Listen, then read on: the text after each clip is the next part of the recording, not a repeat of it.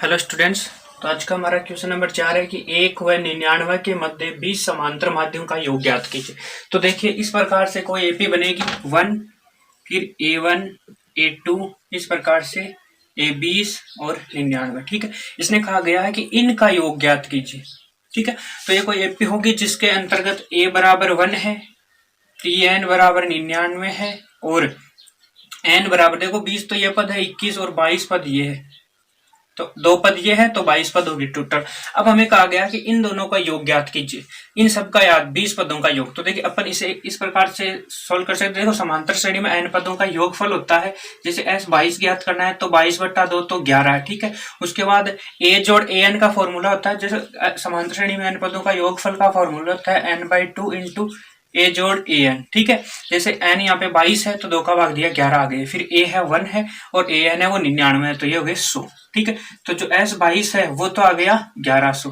ठीक है, अब हमें क्या पूछा गया कि A1 से लेकर A20 तक की ज्ञात करना है, इन दोनों को शामिल नहीं करना है, तो इन दोनों को जोड़ो, 99 और 100 इसमें से घटा दो, इसमें से 100 घटाएंगे तो जो S 20 आ जाएगा। देखो 22 है तो इसमें से इस तरफ ऐसे होगा, ये S 22 माइनस का S1 प्लस का S नहीं यहाँ पे होगा माइनस का T1 जोड़ T22 इक्वल टू 1100 में से 100 गए तो 1000 बच जाएंगे। तो हमारा जो ऑप्शन नंबर 2 है वो जाएगा राइट आंसर। तो देखिए ये तो कैलकुलेशन मैंने ये ट्रिक आपको समझाने के लिए बताई है।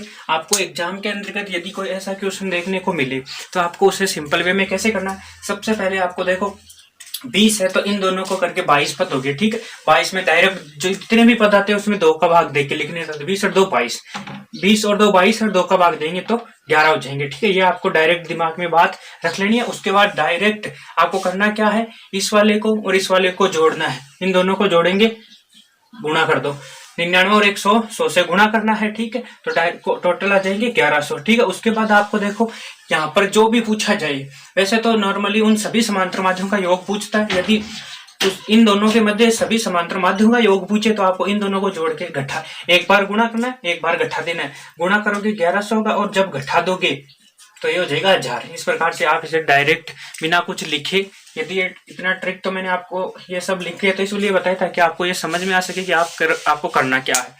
जैसे ऐसा क्वेश्चन दिखे, सबसे पहले आपको यहाँ पर पदों की संख्या देखनी है, उसके अंतर्गत 2 जोड़ना है और 2 का भाग दे देना है। ठीक है, 20 है, 20 में 2 जोड़े 22, 22 में 2 का भाग देंगे 11। ठीक है, उसके बाद यहाँ से काम हो गया। फिर इन दोनों को जोड़ना है, एक बार गुणा करना है और एक बार घटाना है। गुणा करोगे 1100 आएंगे और एक बार घटा दोगे तो 1000 आ जाएंगे। देखो इसी प्रकार से यदि कोई अन्य क्वेश्चन आपको पूछ लिया जाए कि मान लो 2 व 200 के मध्य,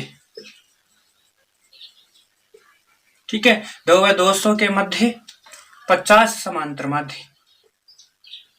माध्य हैं, तो इनका योग ज्ञात कीजिए। तो देखो आपको डायरेक्ट क्या करना है, 50 है, 2 जोड़ो 52 और 52 में 2 का भाग दोगे तो 26 दूनी 52, 26। ठीक है, उसके बाद गुणा करना है, इन दोनों को जोड़ना है तो 202 हो गए।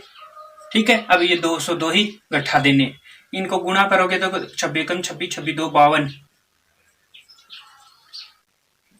ठीक है, 26 2 52 और ये 52, फिर माइनस का चिन्ह 202, इसे गुणा करोगे तो यही आएगा। उसके बाद में देखो आपको करना क्या है, इसे घटाना है तो 2 में से 2 गया 0, फिर 5 और फिर 0 और फिर 5, तो यही आपका राइट आंसर होगा।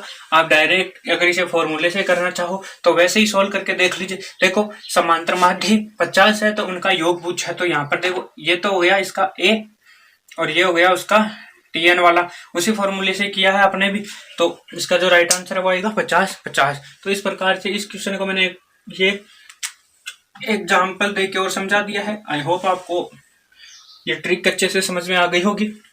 अगर वीडियो अच्छा लगा हो तो लाइक शेयर और सब्सक्राइब जरूर कीजिए चैनल को। Thank you.